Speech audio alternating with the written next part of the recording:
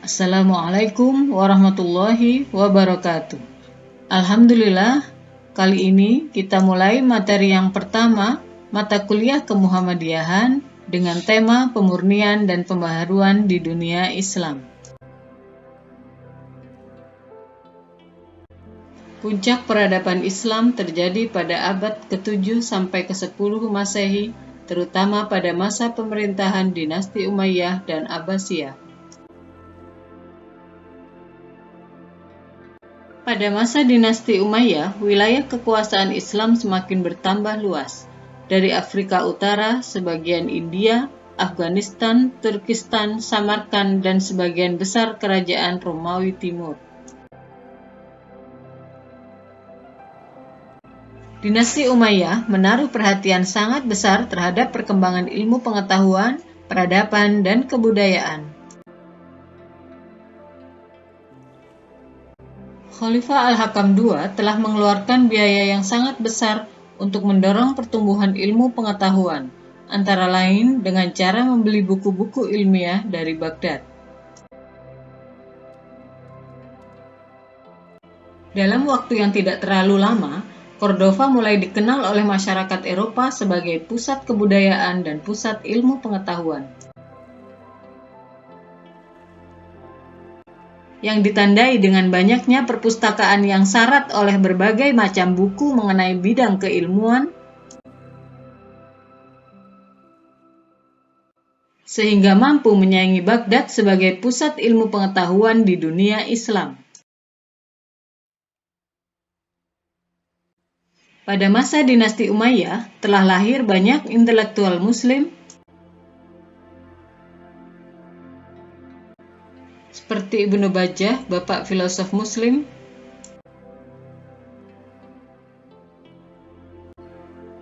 Ibnu Tufail, filosof Muslim, novelis juga dokter,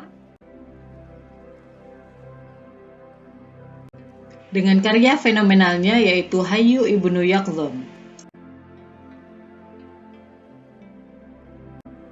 Ibnu Rushd dengan karya-karyanya seperti Tahafut at-Tahafut, Al-Kulliyat fit-Tibb, dan Bidayatul Mujtahid, serta beberapa karya-karya lainnya.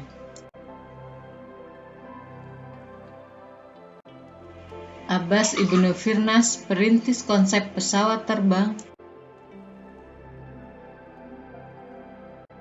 Ibrahim bin Yahya an-Naqqas yang disebut dengan Az-Zarqali, dia adalah astronom legendaris yang tercatat sebagai salah satu dari 24 ilmuwan Muslim yang diakui dunia sains modern. Selama berabad-abad, karyanya yang fenomenal yakni Tabel Toledo dan Equatorium begitu dikagumi masyarakat Kristen Barat. Ibnu Battuta, sang penjelajah yang pernah singgah di Samudra Pasai, Aceh. Dinasti Umayyah juga memiliki bangunan dengan arsitektur yang sangat tinggi dan mengagumkan, seperti Masjid Cordoba, Madinah Az-Zahrah,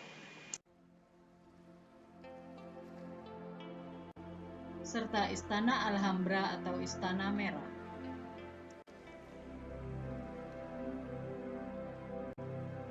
Pada masa dinasti Abbasiyah,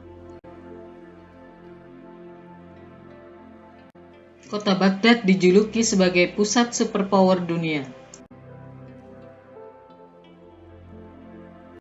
Perpustakaan Baitul Hikmah menjadi pusat rujukan ilmu pengetahuan dunia yang dikunjungi ilmuwan dari seluruh dunia. Pada masa ini, Khalifah Al-Mansur memerintahkan penerjemahan besar-besaran buku dan karya sastra dari negara besar.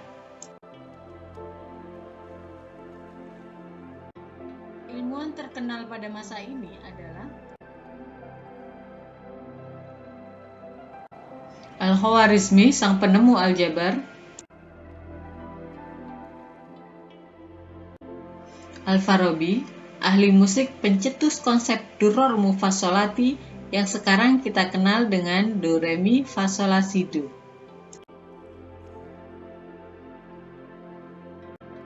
Ar-Razi, ahli tafsir, kimia, dan kedokteran yang sangat dikenal hingga saat ini dengan kitab-kitab tafsirnya. 3 imam madhab yakni Imam Hanafi, Imam Syafi'i, dan Imam Hambali.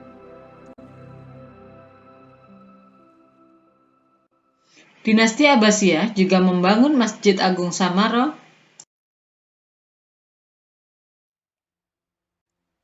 juga unggul dalam bidang industri kertas, gelas, dan tekstil. Namun masa-masa kejayaan umat Islam pada akhirnya juga mengalami masa-masa kemunduran. Penyebabnya adalah rusaknya moralitas penguasa, merebaknya taklid dalam beragama, dan menurunnya semangat dan kegiatan keilmuan. Keadaan pemerintah yang berada pada konflik intern dimanfaatkan oleh kerajaan Kristen di Spanyol untuk merebut kembali Spanyol dari kekuasaan Islam. Demikian pula kekuasaan Abbasiyah di Baghdad yang diserbu oleh bangsa Turki pada tahun 1055 Masehi. Kemudian direbut oleh pasukan Mongol yang dipimpin Hulagu Khan pada tahun 1258 Masehi. Pada saat itu, terjadi pembakaran perpustakaan Islam yang menyebabkan musnahnya jutaan buku milik umat Islam. Kota Andalusia dan Baghdad yang telah berabad-abad menjadi pusat pengembangan ilmu dan peradaban dunia berubah menjadi kota yang suram. Pada masa ini, keadaan berbalik, di mana peradaban Barat mulai naik dan mencapai masa kegemilangannya. Masa kemunduran dunia Islam terus berlangsung sampai akhir abad ke-18,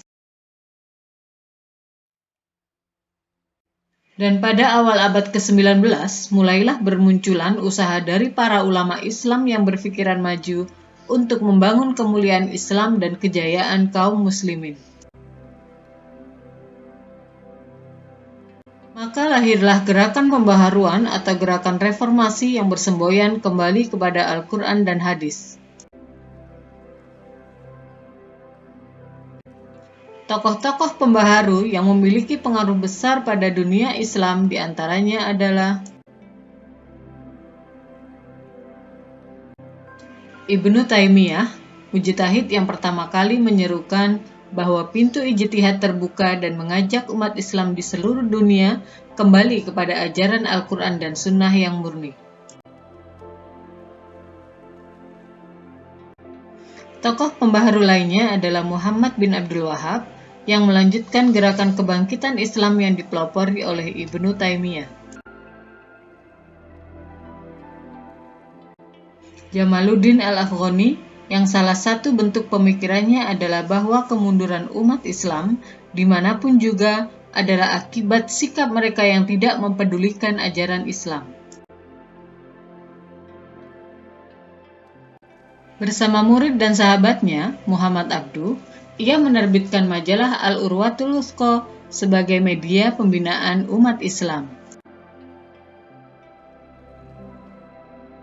Muhammad Abduh, ia adalah seorang tokoh pembaharuan yang menurutnya kemunduran umat Islam bukan karena ajaran Islam itu sendiri, tetapi karena pengaruh peradaban Barat. Ia memfokuskan perjuangannya melalui jalur sosial pendidikan, yaitu menyelaraskan pendidikan Islam dengan ilmu pengetahuan modern.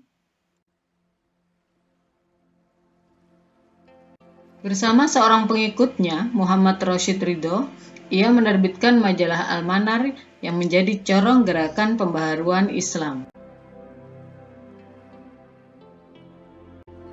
Demikian penjelasan kali ini mengenai pemurnian dan pembaharuan di dunia Islam.